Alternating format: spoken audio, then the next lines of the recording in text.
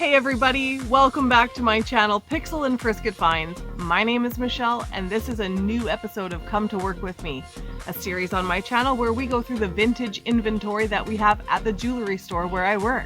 If you haven't already, click subscribe. I'm uploading a new video every Sunday and I'd love to see you there again. Let's get digging. Happy Mother's Day.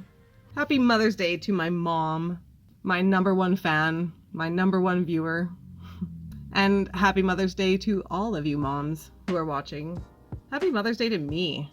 You know, Mother's Day is always kind of cool. As a kid, you know, you get to spoil your mom. It's this day that's important to her and you make her feel special and it makes you feel special. But when you become a mom, Mother's Day, the meaning of Mother's Day changes for you, right? And the way you look at your own mother on Mother's Day changes. Becoming a mom is the best thing that I ever did. And I have to assume that having me is the best thing that my mom ever did, right? I mean, and my sister too. Anyway, let's get into the boxes now. Here they are, Avon. And we have a pendant and chain. And they have done a fairly good job at trying to make it look Victorian. It has a Victorian vibe. They've done a good job, I would say, you know, for being costume. All you have to do is turn it around. Even without the name, you can see that this is a cheap costume piece. So yeah, it's on a Rolo chain that's got a bit of texture. Maybe I put all of this Avon stuff as a lot. Might be a better sale that way, or an easier sale that way. Next box, sorry, I wasn't going to show you the box. This box, it says Jeffries and Company Silversmiths in Victoria, BC.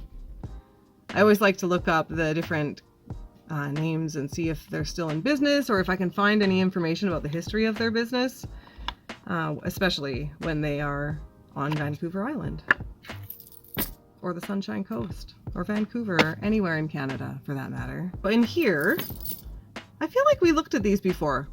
Little tiny clip-ons with shamrocks on this like oval, plastic oval. Ooh, shaky jeans. They look like those little tiny ones that we found before from Coro. They do have something written on them, patented, patent pending, whatever.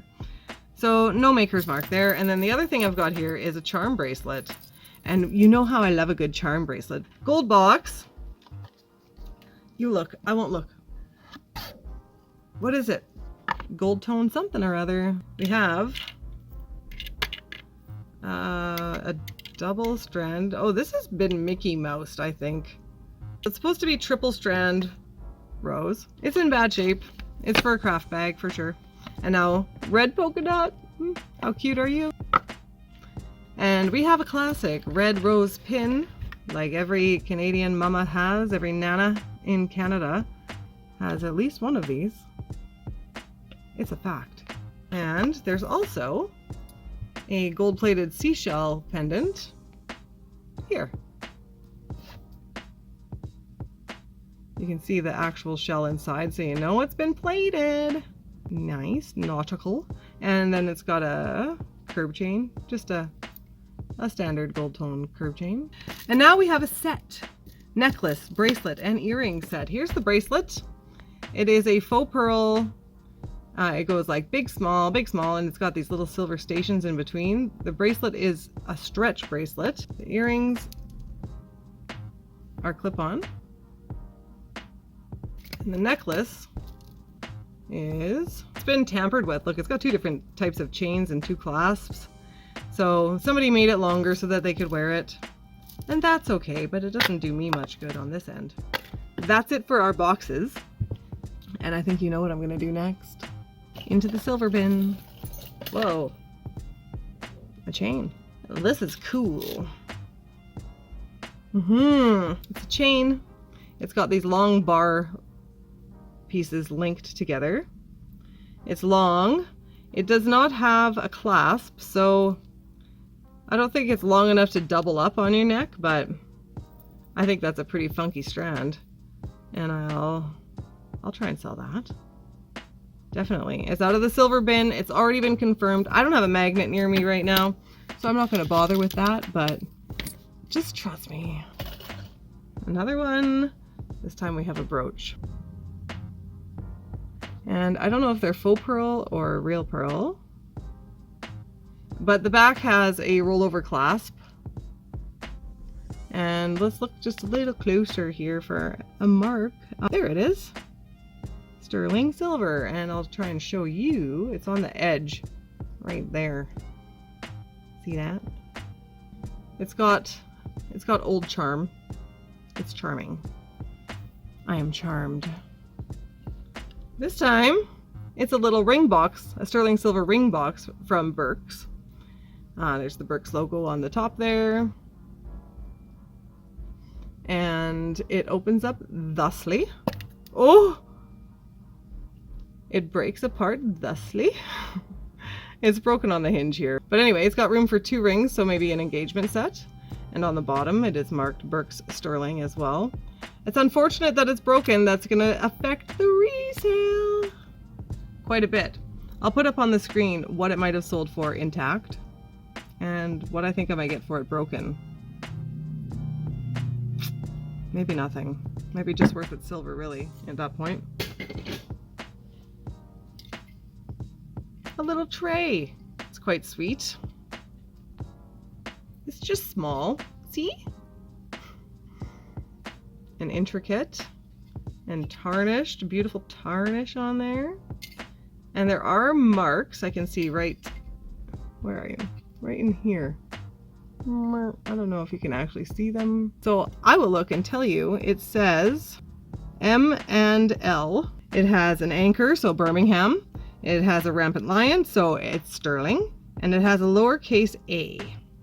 But I can't quite tell the shape of that. Let's get a loop.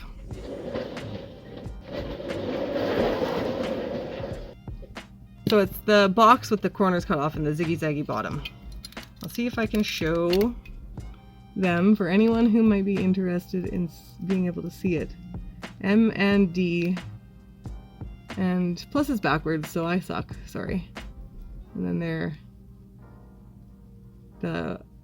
at the top is the A, and then the lion, and then the anchor. And that's what that is. Excellent. All right, let's get some jewelry because we took a little break went to the silver bins. Now we're back. Back again. Guess who's back? I was trying to figure out if I've done this bag already or not. All right, we have time for a couple of more items, but not a whole lot. But we'll be back again next week. So here we have a necklace. It is red and clear rhinestone necklace on silver tone. It looks like all the stones are there. I don't see any missing yet. And the back side of it looks like this. Do you see a name? I do not. It's on an interesting looking chain. And it has a box clasp at the bottom. But I don't see any names. Nope, nope, nope. But it's sparkly, and that's kind of all it takes for me. There are these earrings. Clip-on silver tone with Aurora Borealis rhinestones, of course. There's no name on them, but they have coral vibes. They've got a few different vibes, to be honest. Then there's this pair of earrings here, and that has like an amethyst and a faux opal. They are screwbacks.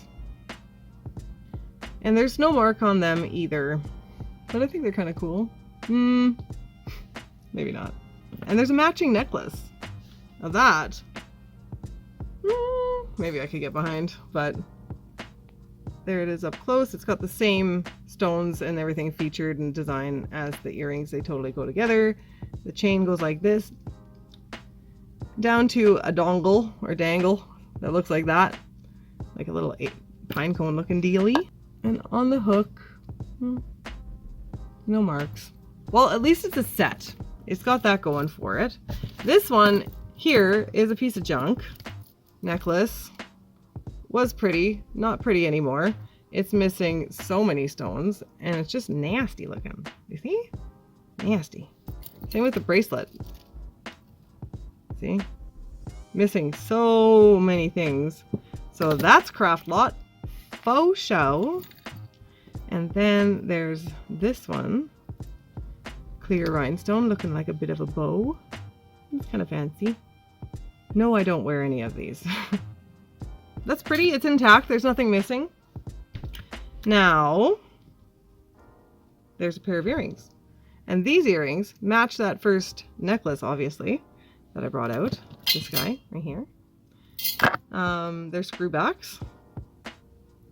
And there's no name. Awesome. Why don't people put their maker's mark on things? Drives me crazy. Well, that's going to be it for today. Thank you so much for watching. If you haven't already, click subscribe. I'm uploading a new video almost every Sunday, and I would love to see you again. Talk to you soon.